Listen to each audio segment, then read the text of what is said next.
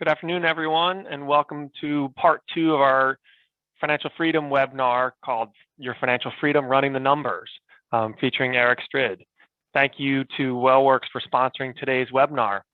Before we begin, if you see at the bottom of the main page of the screen we're displaying, there's a website that's displayed. That's the worksheet that Eric will be talking about today. It was also provided in a link in the meeting confirmation, the webcam confirmation that was sent out about an hour ago. So if you have a minute, please feel free to go to that website and download the link. I will try and also put that in the chat in a moment. Once I bring Eric on, I'll put that on in a chat. So a couple other notes before we begin. We'll be recording this webinar and we'll be sending you a copy of the recording after. So if you miss something, don't worry. You'll be able to review it again after you've received the recording. If you'd like to ask a question, please use the Q&A button. You should see it at the bottom of your screen. And we've already received a number of questions in advance of today's webinar like we did in part 1. So Eric's going to try and address as many as he can, but we'll try and keep this to about an hour. So if we run out of time, we'll try and get back to you if we didn't get an answer to your question today. With all that said and out of the way, let me introduce today's speaker. Eric is the co-founder of Consentus Wealth Advisors, based outside of Philadelphia. Consentus is an independent SEC-registered investment advisory firm with over $500 million under management. He's a graduate of Amherst College and has been in the financial advice business for over 25 years. He's a certified financial planner, chartered financial consultant, and is the author of 3 books on investing. He's been featured or quoted in a number of different publications and media outlets, and has appeared on CNBC's Worldwide Exchange, CNN8's Money Matters Today, Fox News America's News Headquarters, among others. And most recently, Eric was named to the Forbes 2021 Best in State Wealth Advisors list. So with all of that, I'm going to bring Eric on and welcome him, and he can get started with today's presentation. Let's see, where's my, there he is.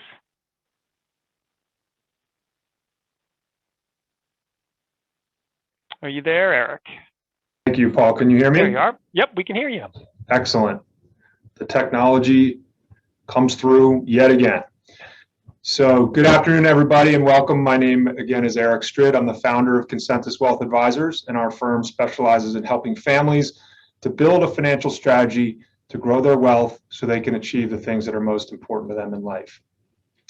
So before we get started, as I did last time, I wanted to let you know how excited I am, particularly that you've taken the time to attend today.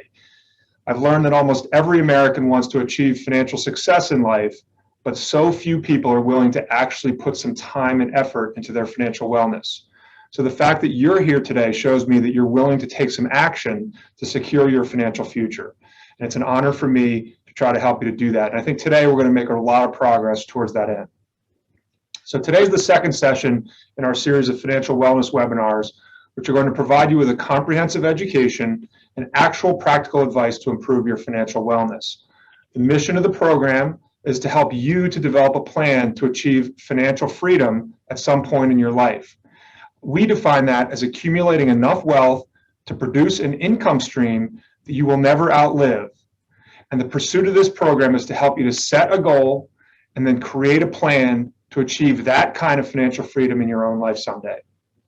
Although this probably seems impossible, anything is possible with a little education and a lot of your own commitment. So last month, we kicked off this program by presenting a summary of our philosophy of investing and the 9 pillars of our investment approach. I hope that session provided you with a solid foundation of understanding about how markets work so that we can continue to build on that through this year. If you didn't tune in, I'd recommend that you watch that video replay. So as we continue your journey to financial freedom together, today we're going to start getting practical and a little more interactive. We're going to start building your own personal wealth planning blueprint and begin to outline your custom written financial plan for achieving your future financial freedom. I'm going to help you to understand how to run the numbers that you're going to need to know in order to start making progress to your goals now. And I'll teach you how to do some very simple and basic calculations. So I'd like you to follow along for yourself if you can. And so the first thing I recommend for you to do is to get out a pen. And if you downloaded the worksheet we provided in advance, grab a printout of that. If not, then just grab a piece of paper. Also, one disclaimer before we get started. If you're married, it's my strong recommendation that you take what you learned today, take this worksheet home with you, and repeat this exercise with your spouse. Wealth planning is a team sport when it comes to married couples, and unless both spouses are on the same page, your plan has a very low likelihood of success. So, let's get started. First, we're going to create your own personal vision of financial freedom. The first thing you need to know about your vision is the time that you'd like for it to happen. So, pretty simple. Given your age and your ability to keep on working, how much longer do you think you'd like to continue working until you'd like to retire or slow down your work efforts? When do you think you'll be ready to pack it in and start living off your investments? Write down that date and the number of years right on the top of the worksheet. I'm actually going to do an example with you as we go along and make up a real live example that you can relate to. So I'm now 51, so let's say I think I can keep working till I'm 66.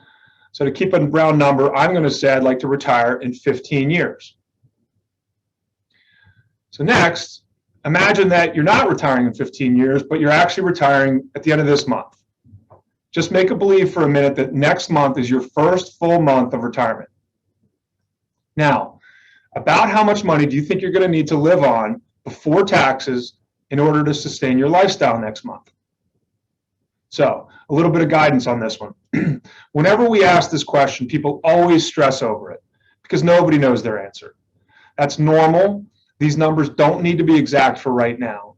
So my first advice is not to stress for right now. Just come up with a ballpark number, and you can always come back later and redefine it. I would base the number roughly on what you're spending today. And a decent proxy for that is how much you earned last year in monthly income, less how much you saved. So for me, I'm going to make up my example and say that last year I earned $11,000 a month in income, and I saved $1,000 a month into my 401k plan.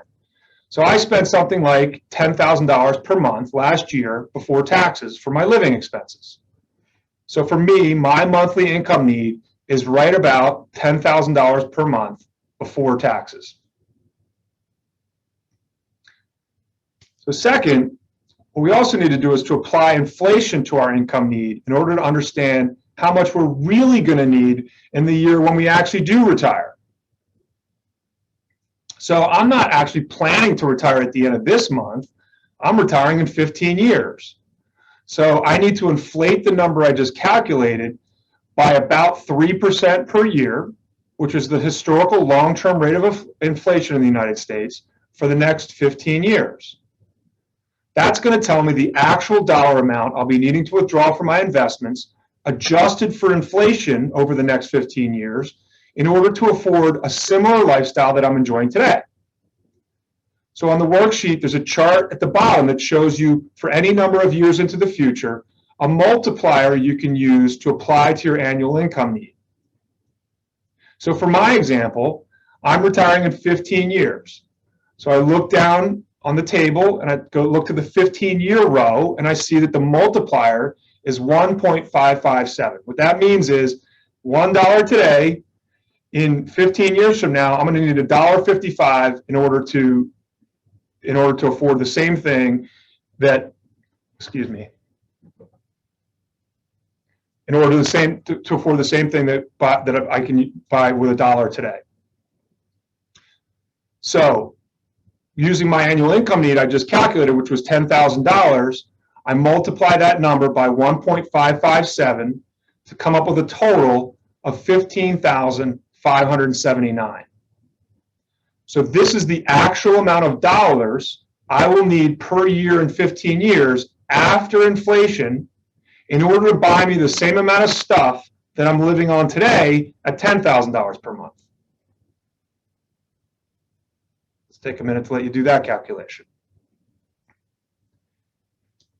So next, let's come up with a solid understanding of how much monthly income your investments are going to need to produce when you decide to retire. So now let's go to the worksheet and write down any pension benefits that you're eligible for in retirement, as well as an estimate of your Social Security benefit. So while we do that, Social Security is something you're going to be able to count on in retirement. And Social Security payments can be a little tricky to estimate because they're based on a couple of factors. So let's talk about that. The first factor is when you elect to receive your benefits. So you can start taking Social Security benefits as early as age 62 or as late as age 70. The longer you wait, the higher your monthly payment will be. In between those ages of 62 and 70 is something that's called your full retirement age. And that's a specific age at which you're entitled to receive the normal full retirement benefit. So if you take it early, you get a reduced benefit. If you take it later, you get an enhanced benefit. But if you take it right at your full retirement age, you get the full retirement benefit. This full retirement age is different for everyone, and it depends on your date of birth. And it's usually somewhere between 64 and 66. The second factor in the calculation is how long you've worked and how much you've paid into the system in the form of payroll taxes.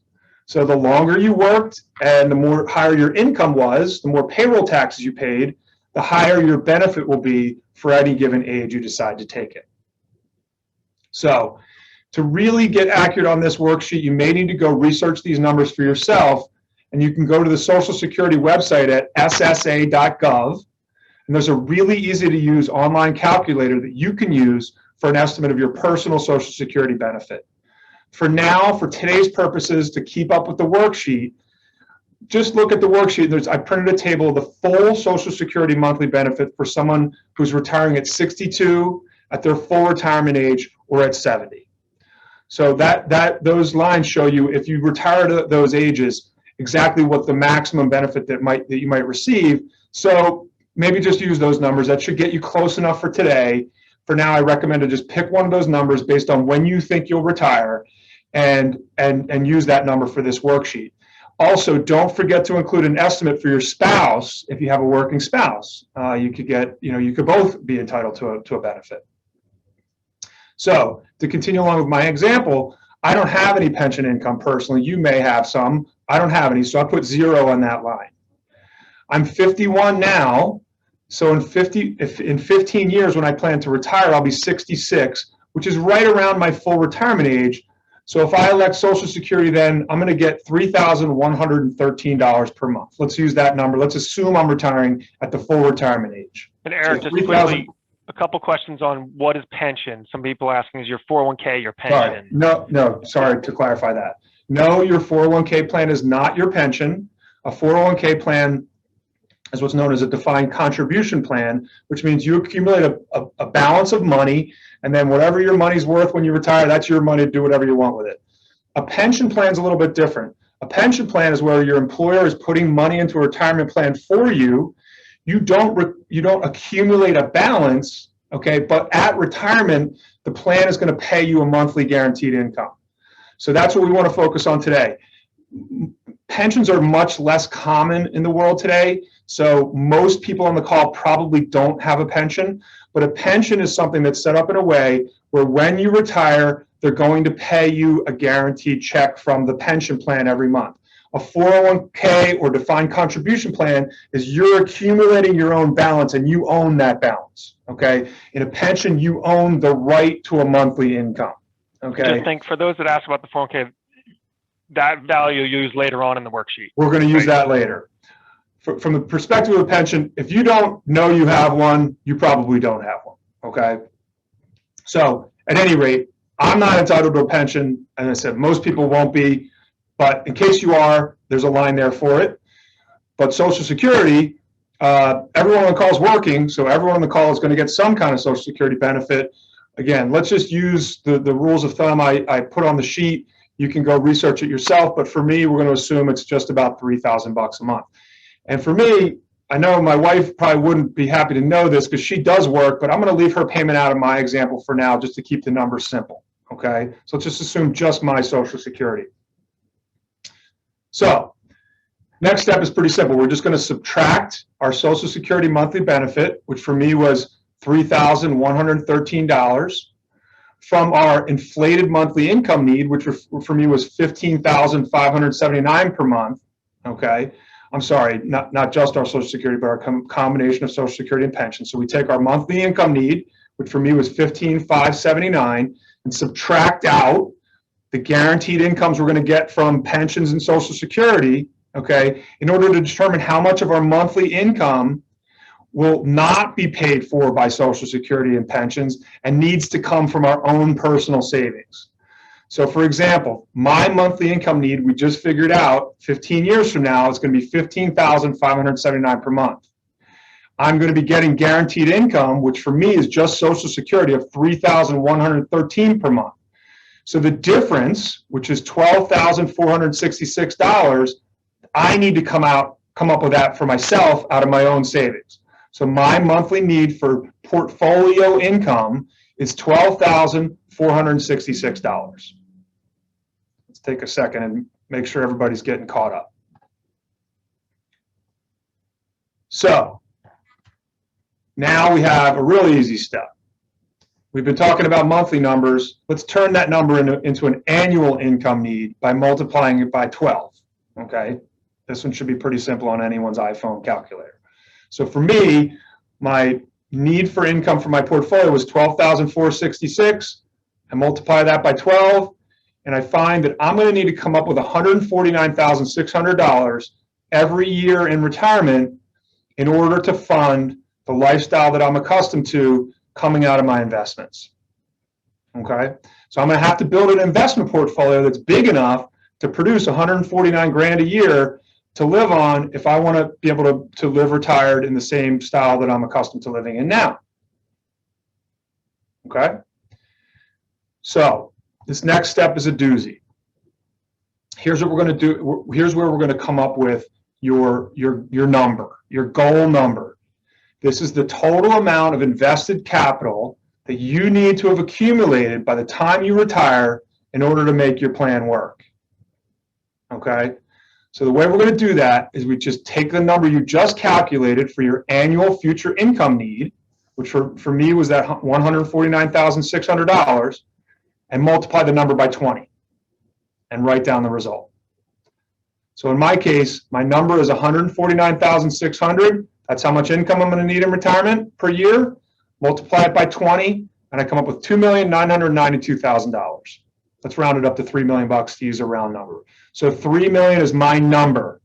That's the amount of money that I have to accumulate one way or another by the time I retire in order to produce the income I need to ensure that my income will never run out. So write that number down, look at it, and let it sink in for a minute. That's your goal. That's the amount of money that's going to allow you to take out the income you need every single year and still probably leave some room for the principal to grow to keep up with inflation. So in doing this calculation, we're using an annual withdrawal rate of 4.5%, which means you're taking out of your principal 4.5% of your money out per year to achieve your income goal. So what happens is if your portfolio is earning something like 8 or 9% over time, you're taking out 4.5%, you have enough return left over to satisfy your income, deal with inflation, and probably still leave a little bit of growth left over for your family after you're gone. This is the number that's going to produce a comfortable retirement in which you have almost no worry of ever running out of money, even after inflation and no matter how long you live. Okay, we could run this calculation assuming that your portfolio principal declines and erodes over time, but I don't want to do that. I want to put you in a position where you have a base of principal that's big enough that you can deal with inflation and it doesn't matter how long you live. You could live to be 150 years old and you're never going to run out of money. So now the big question. Now that you have your goal clearly laid out, how are you going to get there? How do you go from where you are today to your target number in the allotted amount of time? So this process is pretty simple.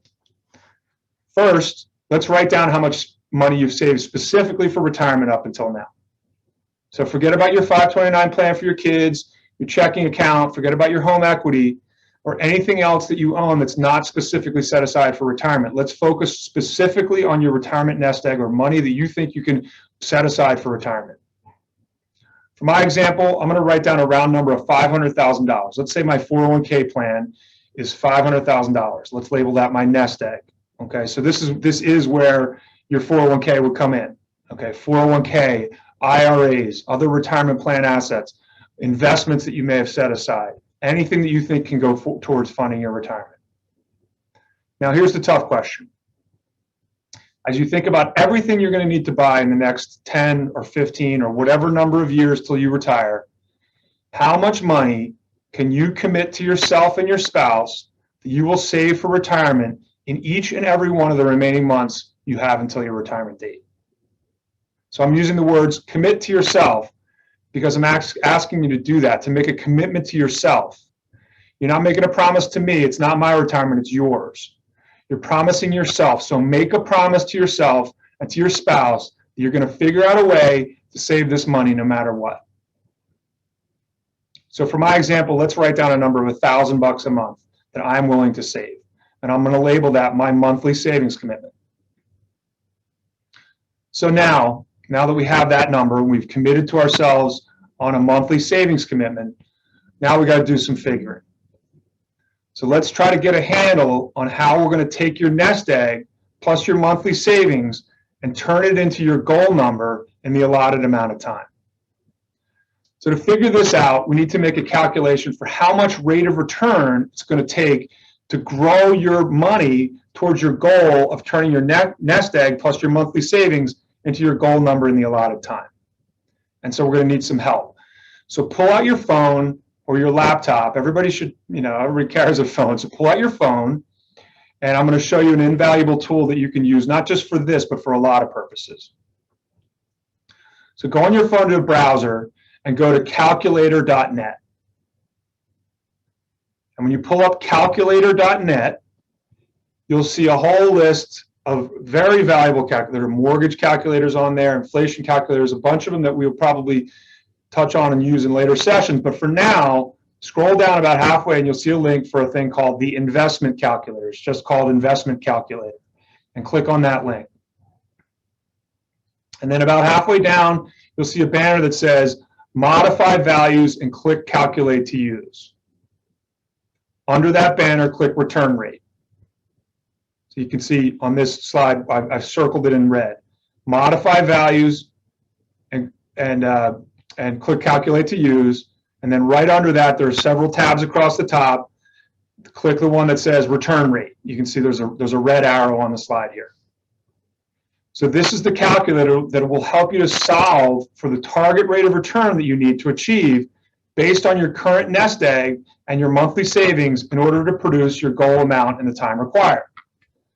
So you can see there's a bunch of entries screens there. You can put in your target, put the total portfolio goal number. In the starting amount, put your nest egg number. In the after field, put the number of years till retirement. And then in the additional contribution field, put the monthly savings commitment. And then at the end, then put where it says contribute at the end of each, click month. So doing this based on my numbers, your target, my goal for my portfolio is to have $3 million in value. So I put that in as your target. So far, I have a current nest egg number of $500,000. That's what my 401k plan is worth now. So I put that in as my starting amount. I want to retire in 15 years, so I put in after 15 years. And I'm willing to save $1,000 in additional contributions per month. So I put that in the additional contribution field. And I contribute. I'm contributing at the end of each month, so I click contribute at the end of the month, and then I click calculate, which is circled in red. So I look over to my right, and I see there are results. And the results say to me, you're going to need an annual return rate of 11.471% to reach the target of $3 million. The result is the annual rate of return that I'm going to need to produce on my investments in order to reach my goal. Okay. What's yours? Okay, let's take a look at what your return goal is. And let's now determine and take a look at how realistic your plan is. So if you remember from our last seminar, rates of return on investments are just about as follows. So bonds aren't going to be volatile at all, really, but they've historically produced a return of about 6% over the last 100 years. Today, they're only producing a return of about 2 to 3%. So maybe they'll get to 6, Probably they won't.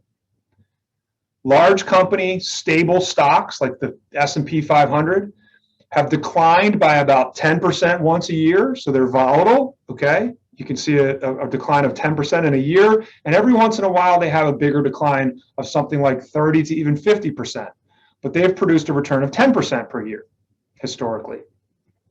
Small company, more speculative stocks are more volatile. They've declined by about 15% once a year, and every once in a while they have a drop of 50% or worse. But they have produced an average return of 15% per year over time. So now take a look at your target return number that we just calculated and think about your taste for risk and how you might blend these three different asset classes in order to get to the target return that the calculator told you need. How realistic is that return target compared to these asset class returns you see on the slide? So as a hint, I'd start to get worried if your return target is much more than 10%, it's probably time to go back to the drawing board. It's probably unrealistic to assume that you're going to achieve a sustained return of 10% or better. Remember, the required percentage return is going to dictate your portfolio allocation. And so you're now starting to get a guide for the return you need, and therefore the asset allocation between stocks and bonds that you're going to need to adopt in order to get there. If you're going to need a return of 10%, you need to be 100% in stocks. If your return required is more like only 8%, you might adopt something like 60% in stocks, and so on. So, rinse and repeat. If you don't like your plan and your plan wasn't realistic, you can revisit and recalibrate these numbers. If you find that your return required is unrealistic or that it requires you to put too much money in stocks for your tolerance for risk, then you can go back to the drawing board and run the numbers again. It probably will even take you several times to do this exercise until you can come up with a plan that works for you. But when you do that, and again, do it with your spouse, it's important to be a grown-up about it and get realistic about the exercise. There are no magic bullets, okay? There is no GameStop stock that's going to come around and make you thousands of % return. Every tweak you make to your numbers is going to require some kind of compromise or sacrifice. If your planned rate of return isn't realistic, there really are only a limited number of levers you can pull. You can reduce your retirement income need and therefore your future retirement goal. You can increase your monthly savings number. You can work longer, or you can do some part-time work in retirement after you retire. Or you can use some combination of those tactics. So if you don't like the answers and your plan isn't working, start playing with the assumptions, start playing with the numbers, use this calculator, use this worksheet to help you figure out a plan that does work. Keep running the numbers until you can come up with a combination of goals and savings rate that you can live with and commit to that fits for you, and then that makes your plan. It may take several times, but it will be worth the effort, believe me. And next time, we're going to tell you what to do with that combination of numbers. We just accomplished a lot for today, so we're going to leave it there. I hope it was helpful. And now I'm going to try to answer some of the questions that came in advance, and if we have time, some of the chat questions as well. Okay. So, I'm going to put my glasses on. So first question is it better to pay off credit cards than to save for the future if you're unable to do both? So clearly the priority should be to pay off your credit cards first and then start saving. As we just looked at, a rate of return on your investments of 10% is pretty good. Okay, that's pretty high return. Credit card interest is typically more like 15, 16, 17, even 18%. So if you have $1, you're better off paying off something that's charging you 16% interest than you are putting it into an investment that might achieve a return of 8 or 10%. So always prioritize getting credit card debt free, then start building your savings. 401k versus IRA. I guess the question had to do with which is better to contribute to. 401k is better. 401k provides a a more robust tax advantage than an IRA does. A 401k may also have a company match, which is an advantage. So when you contribute to your 401k plan, the first break that you get is Uncle Sam doesn't touch the money before it goes into the 401k plan. So if you earn $1 and you don't put it in your 401k plan, Uncle Sam gets some tax on it, and let's say it's now 80 cents. Okay. In the 401k, if you earn $1, a full dollar goes into the plan. In addition, it's not just federal tax, but also $1 going in the 401k plan is also exempt from payroll taxes, so Social Security and payroll taxes. So, and if you put $1 into your 401k plan, there's a chance that your employer might actually match some of that money. So typically I would say money going into a 401k plan is really the very best savings that you'll do. Money going into an IRA is also deductible. You can get a break from Uncle Sam, but if your income is above a certain limit, it may not even be deductible. So IRAs are great and should be used, but 401k plan would typically be a priority first. A 20% down payment is very hard for a single person. How do we decide a good point for rent versus buy without much down payment? That's a very individual question.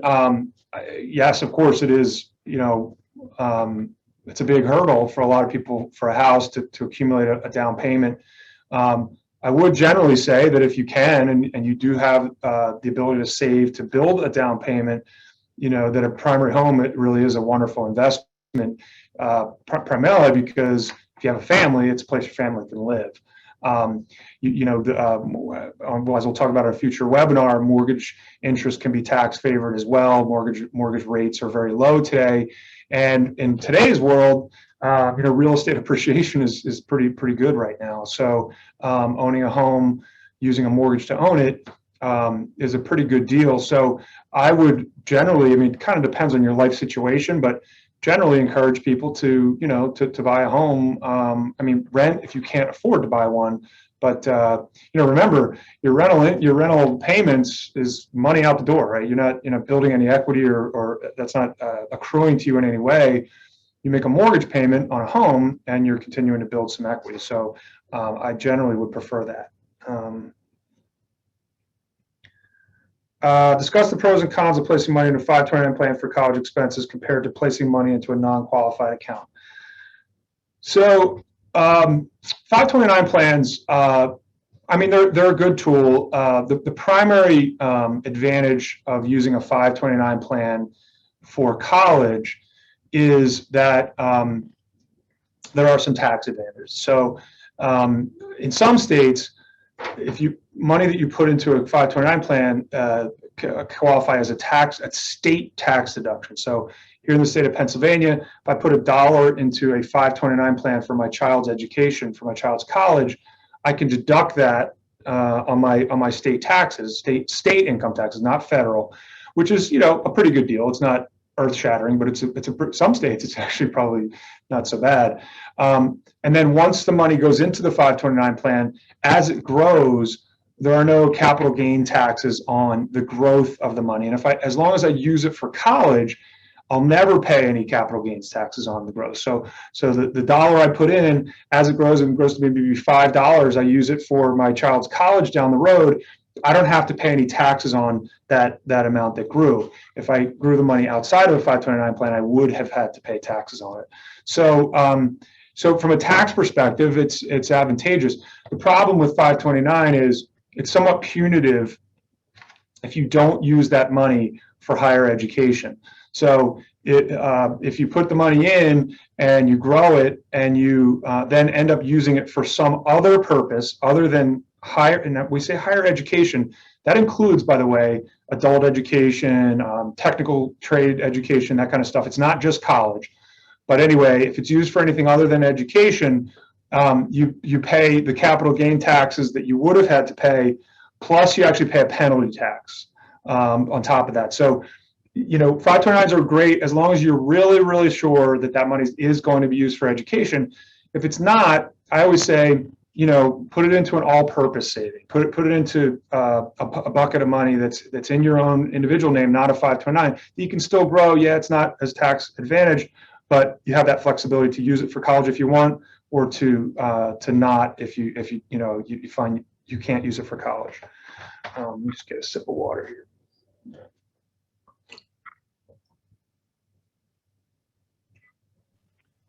And I have a couple of questions that have come in live, Eric, as you're ready. Okay.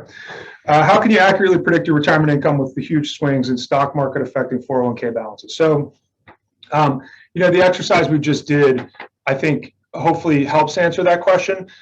I would encourage you to listen to the webinar from last month and in order to get a really good understanding of how to think about stock market volatility, okay, relative to your retirement plan.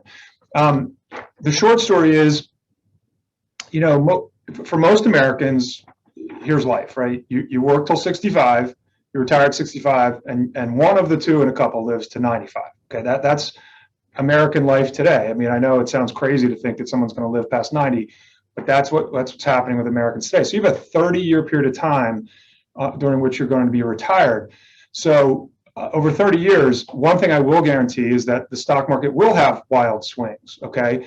But the odds are very strong also that over a 30-year period of time, the average rate of return that the stock market will produce will be something like 10%, okay?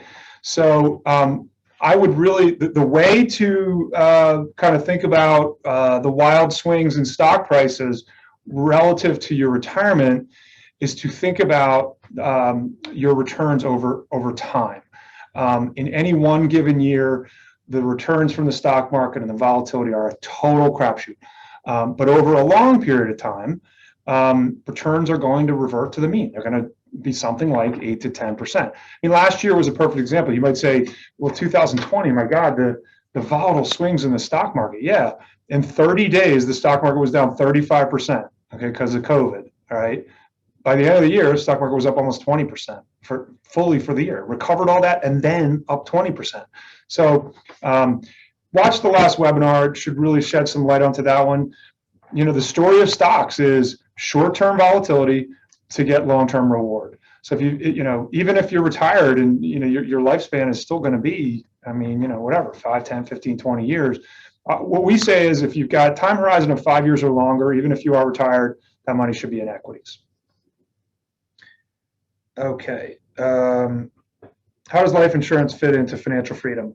We are going to have a whole session on life insurance for purposes of today. One way it importantly fits in is, family protection. Very important. You care about your family, you care about your spouse, your kids. If you are the primary breadwinner, you certainly, part of your plan should be to ensure your family, if something were to happen to you, to replace that income. And there are some rules of thumb that we will talk about for how much insurance you should own to ensure your family kind of is taken care of. There's also, and we will cover this as well, ways in which you can use cash value life insurance. There are types of life insurance that build cash value that can be an asset that you can also draw down on in your retirement, which could be a tool that's valid to use. I prefer, probably for most people on the call, definitely fund your 401k plan first.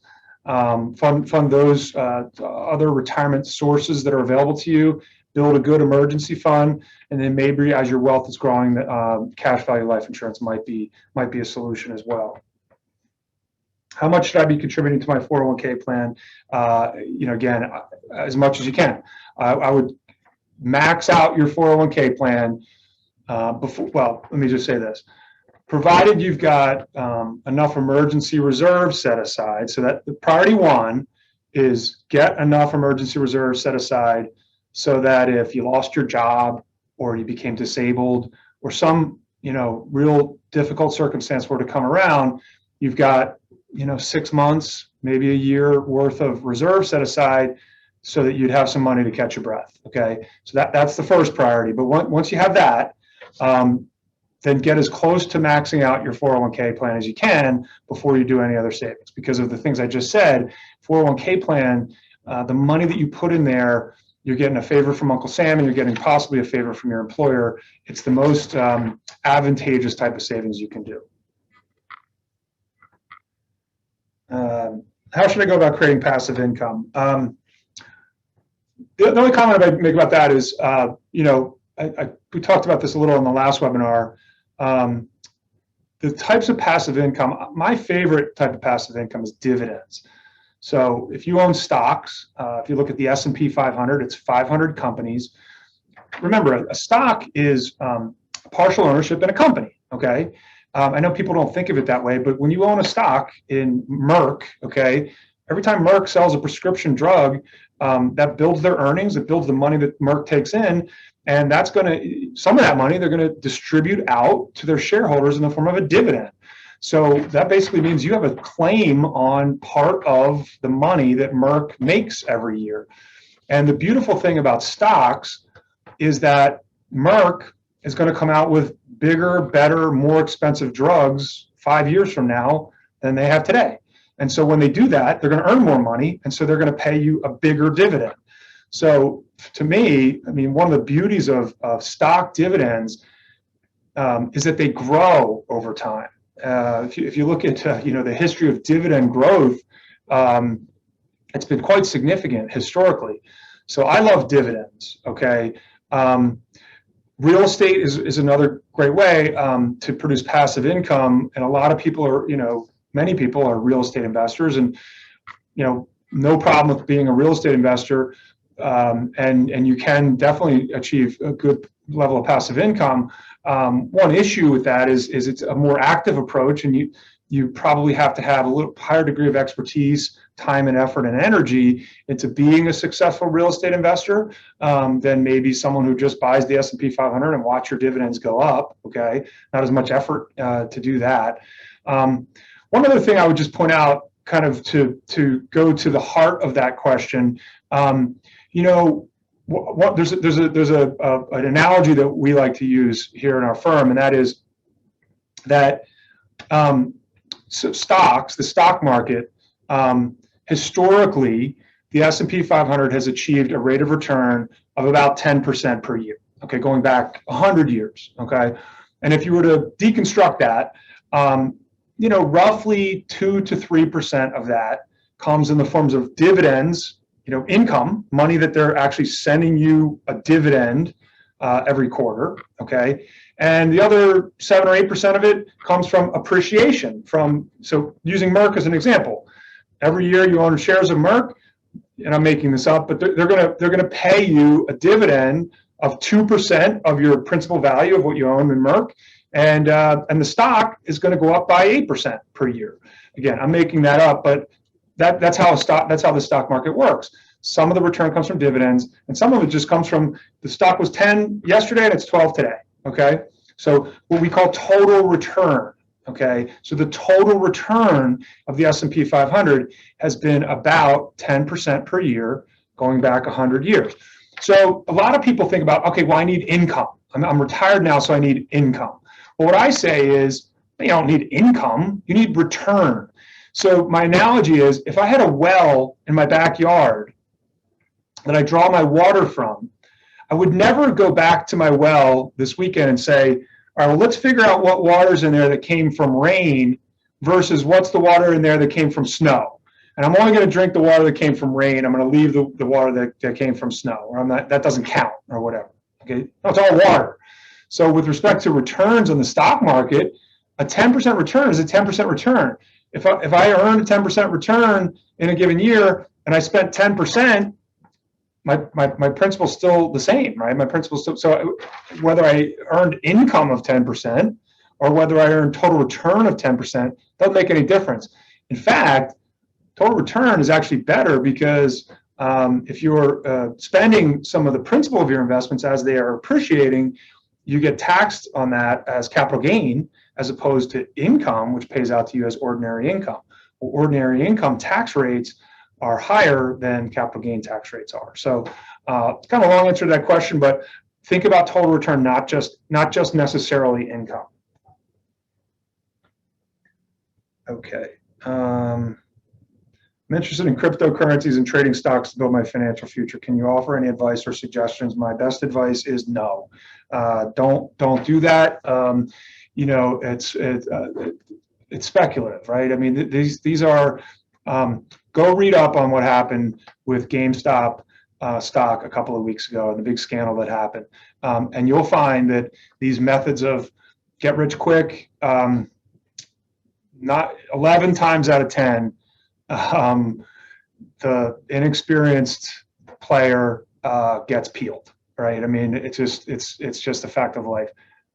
We like putting money in your 401k plan, put it in the S&P 500, put it in a series of mutual funds, and watch it grow rich slowly. Okay, get rich quick is, in my experience, Warren Buffett has a great quote. Investments are like soap. The more you handle them, the smaller they get. Okay.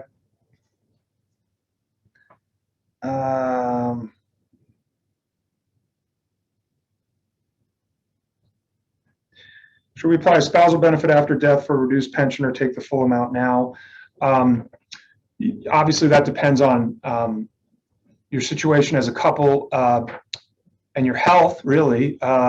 So if the primary pensioner is healthier or maybe has a longer life expectancy, then maybe you roll the dice and elect the full pension for just that single life, which will be a higher number, and take the risk that that pensioner dies first, because if you think they won't.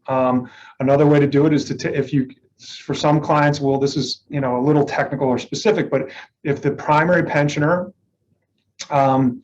if the benefit is bigger enough, okay, then the joint benefit would be so that you can buy some life insurance to insure the difference, to basically say, well, we're going to take a pension on just me, and that pension amount is high enough that I can afford to go pay a life insurance premium in case I die to take care of my wife.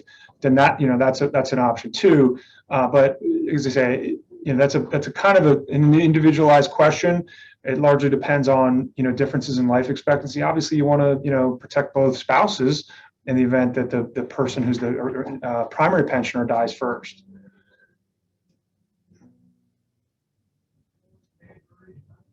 Eric, I had a couple about just taxes in the worksheet.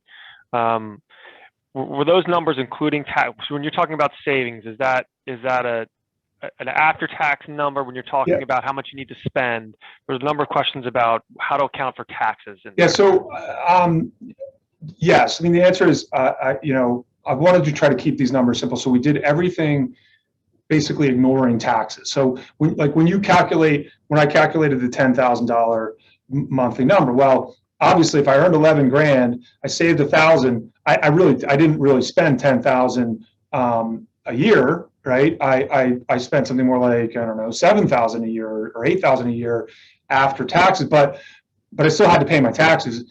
For most people, depending on a lot of factors, you may still have taxes to pay in retirement. So I did all those numbers, ignoring the impact of tax. They were all pre-tax numbers. So yes, I mean, if you, kind of advanced planning would be, net those numbers down for taxes to get a little bit more accurate about it. But don't forget, odds are you're still, if you have retirement money, and you're living from your retirement money, well, you're going to have to pay taxes on that in retirement too. So by doing it the way I just did it, will kind of ensure, it's a little more conservative, but it'll ensure you're able to cover not just your living, but also your taxes.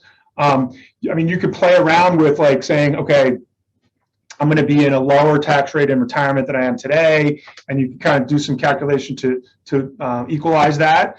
Go for it. That's a little more advanced than maybe just for a quick webinar today. But the way we did it today is a reliable way to do it for sure. Let me just say there's a couple more here real quick, and then what dollar amount would you need to retire early? Just do the exercise I just did. I mean, just plug in an early retirement age, whatever age you want to plug in to that exercise we just did. That's going to give you a goal number, and that's a reliable way of calculating what you're going to need. What to do with a previous employer 401k plan? You can, a previous employer 401k plan, you may be able to just leave in that old 401k if you like it. If you're at a new employer, you may be able to roll that money into your new 401k plan. That's typically an option too, or you can roll that money over into an IRA. The advantage of moving, either leaving it in the 401k that you have it in or moving it to a new 401k, typically the one advantage that would bring to you is the ability to borrow against it. So you can't borrow against an IRA, but you can borrow against a 401k. Now, every 401k is different. Not all 401k plans allow loans, but your 401k plan, if you roll it to your new 401k and your new employer, that may enable you to take a loan from it. In the case of an emergency, you needed money, something happened where you needed money, it could be something that you could access through a loan. If you roll it to an IRA, you can't take a loan from it. Now, the advantage of rolling into an IRA is it probably most likely affords you a little more investment flexibility. In a 401k, you're typically limited to a kind of a small number of investment choices. You roll it to an IRA, you can typically invest it in anything you want. So those are kind of the pros and cons there.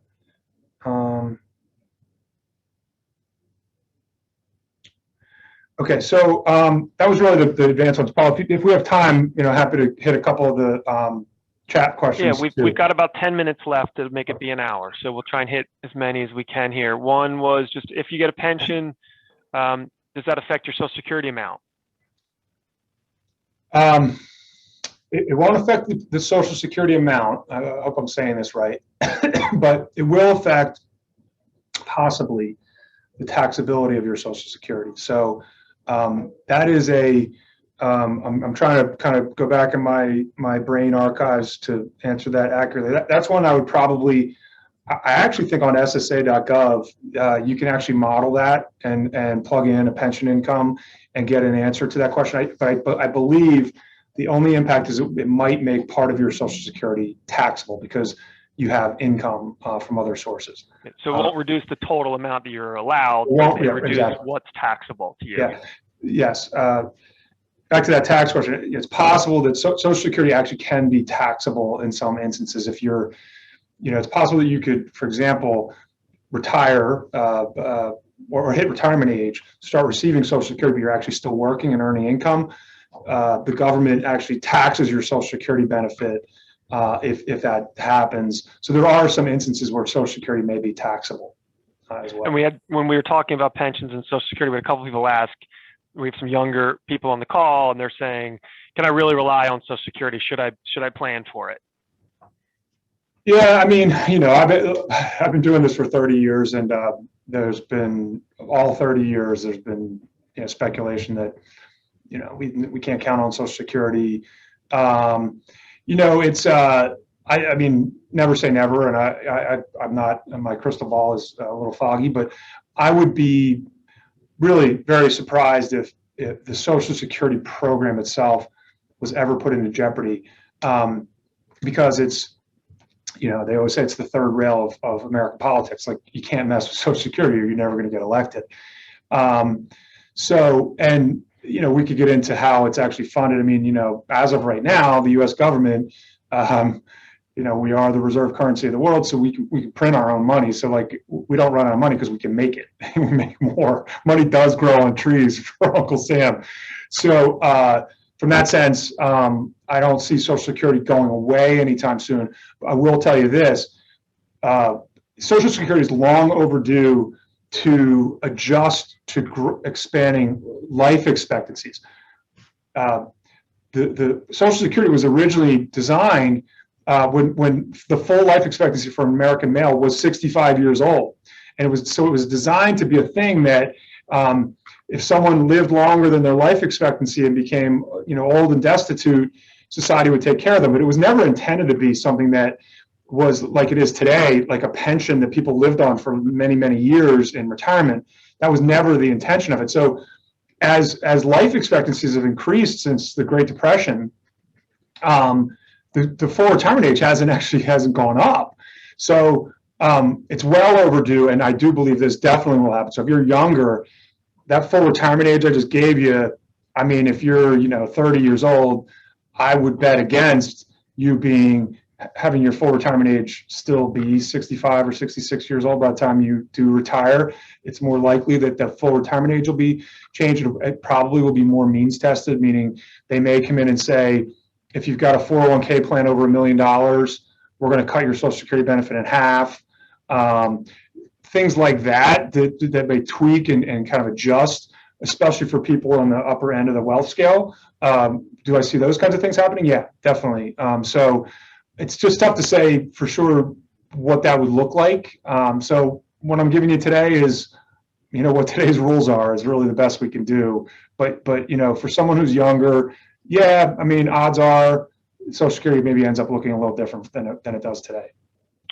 Okay. Is it true that if you fully retire at 55, now they're saying from the same firm, but it really shouldn't matter, you can withdraw from your 401k without penalty prior to 59 and a half?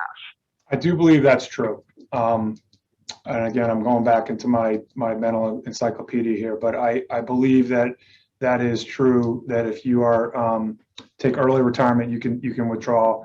I would encourage you to check that question online, but I believe that is true. I think you're right. It's 59 and a half. You can start to take withdrawals from a qualified plan without penalty. How about the difference between Roth IRA, Roth 401k, and IRAs and 401ks? So Roth versus traditionals. Good question. Really good question. I think a Roth is a really good tool, especially for someone who's younger. So here's the way I think about it. Keep it simple. I've got a 401k option and I've got a Roth 401k option. I'm trying to figure out which plan should I put my savings into. Okay. So in my 401k, what's going to happen is, as I said a minute ago, I earn $1 and a full dollar goes in. Okay. So Uncle Sam doesn't get his bite today. Okay. It's a pre-tax contribution. So I'm not getting taxed on that money today. Now it grows and it becomes $5, okay? And now I withdraw $5 from my plan. Uncle Sam taxes me on $5 of ordinary income, okay? So that $5 of ordinary income goes on my tax return and I pay whatever my ordinary income bracket is, okay? The Roth works exactly the opposite. I earn $1, I pay Uncle Sam my taxes, and now it's 75 cents. I put 75 cents into my Roth. So this one I put $1 in, this one I only put 75 cents in, okay? But this one, the Roth, let's say it grows to $4, okay? And I take it out. I take it out tax-free. So money coming out of the Roth IRA is a tax-free distribution, okay? So in the 401k, I get my tax benefit now. I don't get one later. A Roth, I get no tax benefit now. I get the tax benefit later. So which to decide? Well, what it really depends on is what's your tax rate today versus what your tax rate will be when you take the money out.